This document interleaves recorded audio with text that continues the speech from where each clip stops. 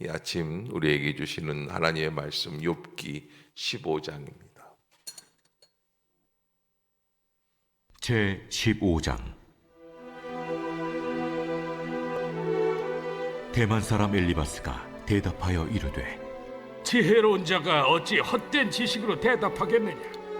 어찌 통풍을 그의 복부에 채우겠느냐? 어찌 도움이 되지 아니하는 이야기 무익한 말로 변론하겠느냐? 참으로 내가 하나님 경외하는 일을 그만두어 하나님 앞에 묵도하기를 그치게 하는구나. 내 죄악이 내 입을 가르치나니 내가 간사한 자의 혀를 좋아하는구나. 너를 정죄한 것은 내가 아니요 내 입이라. 내 입술이 내게 불리하게 증언하느니라. 내가 제일 먼저 난 사람이냐? 산들이 있기 전에 네가 출생하였느냐? 하나님의 오묘하심을 네가 들었느냐? 지혜를 홀로 가졌느냐? 내가 아는 것을 우리가 알지 못하는 것이 무엇이냐? 네가 깨달은 것을 우리가 소유하지 못한 것이 무엇이냐? 우리 중에는 머리가 흰 사람도 있고 연로한 사람도 있고 네 아버지보다 나이가 많은 사람도 있느니라. 하나님의 위로와 은밀하게 하시는 말씀이 내게 작은 것이냐? 어찌하여 내 마음에 불만스러워하며 내 눈을 번뜩거리며 내 영에 하나님께 분노를 터뜨리며 네 입을 놀리느냐? 사람이 어찌 깨끗하겠느냐? 여인에게서 난 자가 어찌 의롭겠느냐? 하나님은 거룩한 자들을 믿지 아니하시나니 하늘이라도 그가 보시기에 부정하거든 하물며 악을 저지르기를 물마심같이 하는 가증하고 부패한 사람을 용납하시겠느냐? 내가 네게 보이리니 내게서 들으라. 내가 본 것을 설명하리라. 이는 곧 지혜로운 자들이 전하여 준 것이니 그들의 조상에게서 숨기지 아니하였느니라. 이 땅은 그들에게만 주셨으므로 외인은 그들 중에 왕래하지 못하였느니라. 그 말에 이르기를 악인은 그의 일평생에 고통을 당하며 포악자의 횟수는 정해졌으므로 그의 귀에는 무서운 소리가 들리고 그가 평안할 때 멸망시키는 자가 그에게 이르리니 그가 어두운 데서 나오기를 바라지 못하고 칼날이 숨어서 기다렸느니라. 그는 헤매며 음식을 구하여 이르기를 어디 있느냐 하며 흑암의 날이 가까운 줄을 스스로 아느니라. 환난과 역경이 그를 두렵게 하며 싸움을 준비한 왕처럼 그를 쳐서 이기리라. 이는 그의 손을 들어 하나님을 대적하며 교만하여 전능자에게 힘을 과시하였음이니라. 그는 목을 세우고 방패를 들고 하나님께 달려드니 그의 얼굴에는 살이 찌고 허리에는 기름이 엉기었고 그는 황폐한 성읍 사람이 살지 아니하는 집 돌무더기가 될 곳에 거주하였음이니라. 그는 부유하지 못하고 재산이 보존되지 못하고 그의 소유가 땅에서 증식되지 못할 것이라. 어두운 곳을 떠나지 못하리니 불꽃이 그의 가지를 말릴 것이라. 하나님의 입김으로 그가 불려가리라. 그가 스스로 속아 허무한 것을 믿지 아니할 것은 허무한 것이 그의 보응이 될 것임이라. 그의 날이 이르기 전에 그 일이 이루어질 것인지 그의 가지가 푸르지 못하리니 포도 열매가 있기 전에 떨어짐 같고 감람꽃이 곧 떨어짐 같으리라. 경건하지 못한 무리는 자식을 낳지 못할 것이며 뇌물을 받는 자의 장막은 불탈 것이라. 그들은 재난을 잉태하고 죄악을 낳으며 그들의 뱃속에 속임을 준비하느니라. 아멘. 엘리바스가 이제 지금 욥이 13장, 12, 13, 14장에서 이야기하고 있는 욥의 항변에 대해서 이제 반응을 보이는, 그래서 이제 두 번째 텀이 돌아옵니다. 두 번째. 지금 한순간에 모든 재산을 날리고 또 10자녀를 죽이고 그리고 자기는 병에 들고 아내로부터 버림을 받은 욥에 대해서 친구들이 7일간 금식하며 함께 하다가 욥의 한마디, 나는 죄가 없다라고 하는 이 한마디에 지금 발끈해지기 시작을 해서, 그래서 이 아픈 친구를 놓고 지금 토론을, 열띤 토론, 논쟁을 벌이고 있는 사람들, 특별히 이 엘리바스는 이 친구들 가운데 가장 연장자라 이렇게 우리가 추측을 하고 있습니다. 그래서 그런지 오늘 이야기하는데도 나이에 관한 이야기가 많이 있습니다. 사람은 처음에는 그런 의도를 갖고 하지 않더라도 논쟁을 하기 시작하면 상대방이 옳고 그르냐를 떠나서 내가 이 논쟁에서 이겨야겠다라는 생각에 빠지게 돼요. 그런 생각에 빠지게 되면 어떻게 됩니까? 그러면 바른 생각을 할 수가 없습니다. 바른 생각을 할 수 없는 그런 모습 속에서 지금 논쟁은 진행이 되고 있다라고 하는 것을 우리가 한번 좀 더 이해해 봐야 되고요. 이 소모적인 논쟁, 바른 논쟁이 아닌 잘못된 논쟁에 빠지는 것은 이건 인생에서 우리가 절대적으로 피해야 할 일이다. 그래서 무엇을 위한 논쟁인가? 또 특별히 이렇게 논쟁을 하고 있을 때 우리가 한 가지 큰 틀에서 생각할 때 그러면 이걸 좀 하나님이 멈추시면 어떨까? 그렇죠? 하나님이 척 나타나시면 근데 하나님은 그렇게 쉽게 개입하시지 않으신다. 뭐 우리 이 성경의 논쟁뿐만 아니라 러시아와 우크라이나 전쟁에도 하나님 좀 개입하시면 감사하겠습니다. 근데 쉽게 개입이 안 되시죠? 하나님의 결론이 나오기까지는 쉽지 않아요. 그래서 우리가 무엇인가 안 좋은 일을 생각을 할 때는 생각하는 것도 안 좋지만 결코 실행해서는 안 된다. 왜냐하면 한 번 하기 시작하면 끝이 없어요. 하지를 말아야지 되는 거예요. 그래서 무엇이든지 안 좋은 일들은 결코 하지 않는 게 좋다. 여러분들이 조심스럽게 생각하고 안 좋은 말도 함부로 팍 하는 사람들도 장점 아닌 장점이 있어요. 그런 사람들은 오래 살아요. 왜? 가슴에 담아두지를 않기 때문에 스트레스가 없어요. 그러나 그렇게 하는 인생은 결코 쉬운 인생이 아니에요. 또 그렇게 그냥 팍팍 자기 하고 싶은 대로 얘기하면 다 좋을 것 같잖아요. 속 시원할 것 같잖아요. 그런데 가만 보면 인생이라는 건 굉장히 공평해요. 하나님 앞에서. 그래서 그렇게 젊은 날에 속 시원한 말 팍팍 하다가 나중에는 어떻게 됩니까? 답답한 인생이 되는 수밖에 없어요. 나이가 들면서 인지의 능력이 더 확장되면서 내가 이 말 하면 안 되겠구나. 왜? 젊었을 때 그 말 했다가 나중에 당하는 것들을 봤거든요. 자기가 아무리 오라도 그 말을 해가지고 누가 아프기도 하고 누가 사고를 당하기도 하고 이런 경험들이 있어요. 그래서 말을 안 해야겠구나 깨닫게 돼요. 나중에 보면은 정말 진짜 해야 할 말인데도 말을 못하는 답답한 상황에 이르게 돼요. 그래서 우리가 하나님의 은혜 가운데 하나님께 나아가는 게 참 중요하고 이 두 사람이 이렇게 논쟁을 하는데 네 사람이 모여 있죠. 엘리바스, 빌다, 소발 그리고 욥이라고 하는 이 네 사람이 모여 있는데 이 네 사람이 그런 모든 것 가운데서 한 가지 결론점을 추구하지 못하는 게 안타까울 뿐이에요. 뭐예요? 자, 우리 함께 한번 기도해 보자. 근데 왜 그럴까요? 자기네들은 다 금식기도 했다고 생각했기 때문에 그러는 거예요.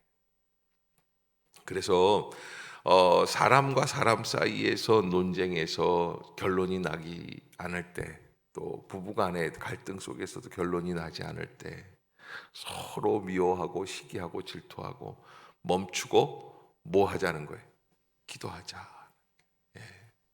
우리가 하나님 앞에서 생각해야 할 모습들이다라고 하는 것입니다. 엘리바스는 제일 연장자인데 제일 연장자이기 때문에 장유유서 우리 아시아 이 동양의 그런 생각들이 있지 않습니까? 사고 방식들이 그래서 자기가 옳다라는 것을 굽히지가 않습니다. 그래서 뭐 딸 셋 있는 집에 맏딸 정도 되면은 그 누구도 그 사람이 틀리다라고 말을 해서는 안 돼요. 심지어 엄마까지도. 예, 이게 이 맏딸들이 갖고 있는 포스가 있지 않습니까? 맏아들이 갖고 있는 포스가 있어요. 그래서 그런 부분에 있어서 엘리바스는 강력한 자기 이 고집이 있습니다. 그리고 이렇게 지금 욥이 결코 수그러들지를 않는 거예요. 욥이 고난을 당하고 이런 어려움을 당했으면은 좀 수그러들어야 되는데 욥은 수그러들지를 않거든요. 그러니까 어떻게 되는 거예요? 어거지로 누르는 거예요. 이렇게 어거지로 누르는 얘기들이 오늘 본문 2절부터 보면은 대만 사람 엘리바스가 대답하는데 2절부터 이렇게 얘기를 하는 거예요. 너 헛된 말 좀 그만해. 지혜로운 자가 어찌 헛된 지식으로 대답하겠느냐. 근데 헛된 지식이라는 근거가 있어요, 없어요? 없어요. 그냥 막말하는 거예요. 그러니까 여러분, 이런 막말 싸움이 제일 무서워요. 그 다음에 뭐 아무것도 없는 거기 때문에. 그러면서 3절에 가면 2절에도 보면은 헛된 지식이라고 그리고 해로운 어찌 동풍을 그의 복부에 채우겠느냐 그러면서 3절에 가 보면 무익한 말만 한다. 그리고 4절에 가면 거치는 말을 하는구나. 5절에서는 간사한 혀를 찢었구나. 6절에서는 내 입이 너를 정죄하고 있구나. 그리고 7절부터 9절까지는 너 혼자만 똑똑한 척하지 말아라. 여러분 우리가 뭐 하다가 말이 안 될 때는 어떻게 해? 그래 네 팔뚝 굵다 뭐. 사실은 팔뚝 굵다는 얘기가 아니죠. 다른 얘기하죠. 그다음에 10절에 보면 어른 말을 우습게 여기는구나. 여기 이 정도 나오면 다 나온 거예요. 어른 말을. 그러니까 옳고 그른 얘기가 아니라 내가 너보다 나이가 훨씬 많은데 너 나한테 왜 이렇게 하는 거야? 하는 그런 식이에요. 그 다음에 이제 하나님의 말씀도 우습다고 여기는구나 11절에. 그 다음에 불경건한 말을 쏟아내는구나 12절로 13절. 그 다음에 이제 14절부터 16절까지 가서는 급기야는 너 혼자 깨끗하냐? 너만 잘났냐? 네. 그 다음에 20절에 보면 너는 악인처럼 망할 것이다. 25절에 가서 너는 교만하여 패망하게 될 것이다. 이런 예언 아닌 예언을 하게 됩니다. 그렇게 교만한 사람에 대해서 26절에 그는 목을 세우고 그다음에 얼굴에는 살이 찌고 황폐한 성읍 사람이 살지 아니한 집 돌무더기가 될 곳에 거주한다. 이 교만한 사람의 행태. 그런 사람들은 29절에 그는 부요하지 못하고 재산이 보존되지 못하고 그의 소유가 땅에서 증식되지 못할 것이다. 그래서 과거 아브라함 때부터 이미 사람들은 깨달아 알 수 있는 거 한 가지가 있는데 교만하면 아무것도 할 수 없다라는 거예요. 그래서 이런 그 이야기들을 엘리바스가 쭉 합니다. 근데 왜 이런 이야기들을 하게 될까? 사실 이게 오해와 편견이라고 할 수 있습니다. 그런데 저는 먼저 첫 번째 하나님에 대한 지식이 부족하기 때문에 그렇다. 우리는 늘 부족합니다. 그래서 뭐라 그럽니까? 호세아 선지자가 오라 우리가 서로 변론하자. 여러분 하나님께서 우리에게 오라 우리가 서로 변론하자라고 하는 말씀을 주시는 이유는 어디에 있습니까? 너희는 아직 다 알지 못한다라는 거예요. 여러분 우리가 하나님 앞에서 고난을 당할 때마다 자기는 고난 당할 이유가 없다고 생각을 하는데 이사야 선지자는 뭐라 그럽니까? 너희 죄가 붉을지라도 눈과 같이 희어질 것이다. 예수 그리스도의 은혜의 역사를 체험하면 다른 사람이 되는 거예요. 그래서 우리가 하나님에 대해서 전적으로 무지하다. 하나님의 말씀도 잘 알지 못한다. 아는 것 같다고 생각하는 그 순간이 무지한 거예요.